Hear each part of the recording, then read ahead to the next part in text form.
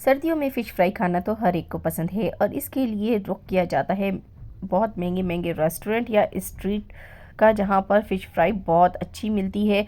और वो ही जायका और मज़ा अगर घर में मिल जाए तो बाहर जाने की ज़रूरत नहीं पड़ने वाली। आज आपको स्पेशल मैं तरीका बताऊंगी इस पे मसाले लगाने का, जो कि बहुत ही सिंपल और आसान होगा। जायका इसका जो है ना, बाहर की मछली से भी ज़्यादा मज़ेदार होने वाला है। आपकी फ़िश पे से अगर पकाते टाइम मसाला उतर जाता है तो आज वो भी नहीं होने वाला। तो किस तरह बनेगी मज़ेदार सी फ़िश फ्राई, चलिए बनाना स्टार्ट करते हैं। बिस्मिल्लाहिर्रहमानिर्रहीम।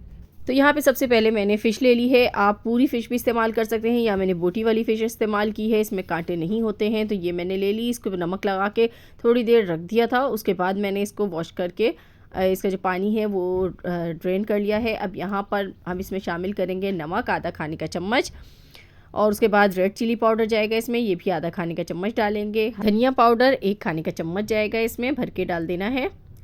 और उसके बाद हल्दी जाएगी इसमें। तो हल्दी मैंने यहाँ पर आधा खाने के चम्मच से थोड़ी सी कम इस्तेमाल की है, ये जाएगी। उसके बाद हम इसमें डालेंगे यहाँ पर अजवाइन आधा खाने का चम्मच, ये खास मद दुरुस्त करेगी और इसके जायके को भी बहुत बढ़ाएगी। साथ ही चाट मसाला पाउडर जाएगा आधा खाने का चम्मच, ज़ीरा पाउडर डालेंगे आधा खाने का चम्मच।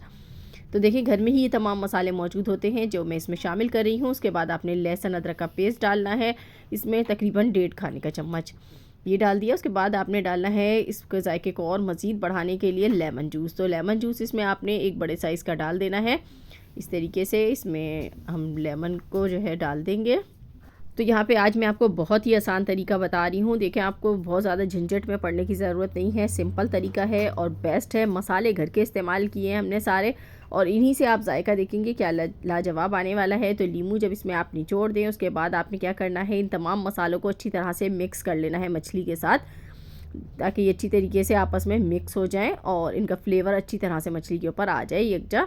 तो बस ये आपने इस तरीके से करना है। उसके बाद जो है हम इसमें एक चीज़ मज़ीद ऐड करेंगे जो कि इन मसालों को मछली पर जो है ठहरने में मदद देगी, यानी मसाला जो है वो उतरेगा नहीं आपका, और ऑयल भी आपका गंदा नहीं होगा बिल्कुल भी जब आप फ़िश फ्राई करेंगे। वरना क्या होता है कि फ़िश फ्राई करते हुए ऑयल जो है बहुत ही गंदा हो जाता है मसाले उतरने से। तो यहाँ पर अब मैं जो चीज़ इस्तेमाल कर रही हूँ वो है मैदा। मैदा जो है इसके ऊपर जो मसाले हम लगाएंगे वो अच्छी तरीके से इसके ऊपर चिपक जाएंगे और बहुत अच्छी सी कोटिंग भी इसके ऊपर आ जाएगी। अगर आपके पास मैदा अवेलेबल नहीं है तो आपकी इसकी जगह पर बेसन का इस्तेमाल भी कर सकते हैं। तो मैंने यहाँ पर 3 खाने के चम्मच इस्तेमाल किया है और अच्छी तरीके से इसको मछली पर लगा दिया, और इसको मैरिनेट होने के लिए तकरीबन आपने 1 घंटे के लिए रख देना है।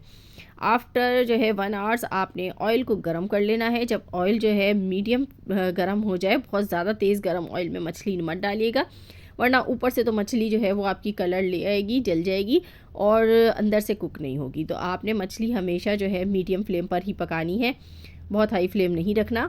तो बस मीडियम फ्लेम पर आपने जब ऑयल थोड़ा सा गर्म हो उसके बाद फ़िश को फ्राई करना है। एक एक करके मछली को डाल देंगे यहाँ पर, और यहाँ पर हमने सारी मछली इसमें डाल दी है।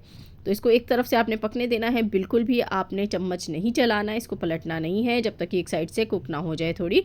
तो इसको पकने दे 3 से 4 मिनट। उसके बाद जो है इसकी साइड को हम चेंज कर लेंगे। यहाँ पर आप लोगों से मेरी छोटी सी रिक्वेस्ट भी होती है, वीडियो अभी तक पसंद आ रही है तो वीडियो को लाइक और चैनल को सब्सक्राइब कर दें मज़ीद अच्छी वीडियोज़ देखने के लिए। तो यहाँ पर देखें मैंने इसकी साइड जो है वो चेंज कर दी है। अब दूसरी साइड से भी इसको हम थोड़ी देर पकाएंगे इस तरीके से। अब आपने दूसरी साइड से भी इसको छेड़ना नहीं है, जब आप इसको पलट दें तो आपने 3 मिनट तक दूसरी साइड से भी इसको पकने देना है इस तरीके से। तो दोनों साइडों से आपने तकरीबन इसको 8 से 10 मिनट तक पका लेना है, ताकि फ़िश अंदर से अच्छी तरीके से गल जाए। तो यहाँ पर हमारी जो बोटी है वो थोड़ी सी मोटे साइज़ की है, तो इसलिए थोड़ा सा टाइम ज़्यादा लगेगा। अगर आपकी फ़िश जो है वो पतली है तो फिर वो जल्दी गल जाती है। तो बस ये देखिए हमारी फ़िश जो है वो फ्राई हो चुकी है। बहुत मज़ेदार सी फ़िश फ्राई। सर्दियों में ये गर्मा गर्म फ़िश फ्राई खाइए और मौसम का लुत्फ़ उठाइए। मुझे बताइएगा कैसी लगी आज की रेसिपी। मिलूँगी नेक्स्ट वीडियो में, तब तक के लिए अल्लाह हाफ़िज़।